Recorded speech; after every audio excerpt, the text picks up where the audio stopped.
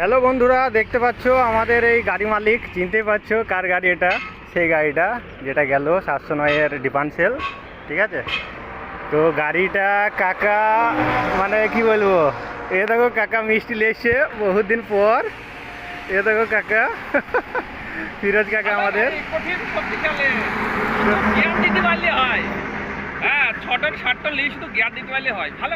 তো গাড়িটা কেমন হয়েছে তোমরা? খুবই ভালো গাড়ি হয়েছে কাকা। সত্যিকার খুব ভালো। আর এ দেখো এইটা একটু জানলা করে দিয়েছিলাম, তোমাদেরকে তখন দেখানো হয়নি, এদিকে বাতাস ঢুকবে আর কি, তার জন্য কাকা এটা করে নিয়েছিল। তো এই মিষ্টি নিয়ে আসলো আজকে, তো কাকার সঙ্গে একটু জানছি। আমি কাউকে দিইনি মিষ্টি। খুশি হয়েছে।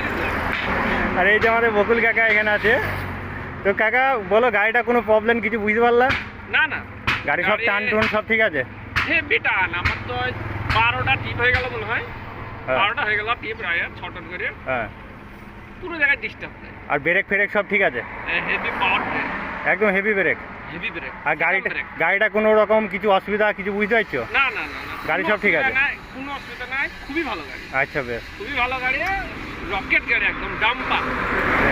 তো বন্ধুরা দেখতে পাচ্ছ কাকার মুখের কথা, আমার কথায় বিশ্বাস কখনো কেউ করবে না।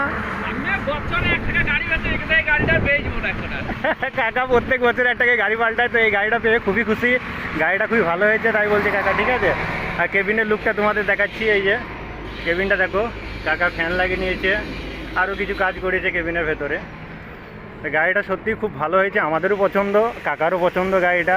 তো তোমরা কমেন্টে জানিও গাড়িটা যদি ভালো লাগে তোমাদের, ঠিক আছে? গাড়িটা রিভিউ করলাম। আমার তো ভাই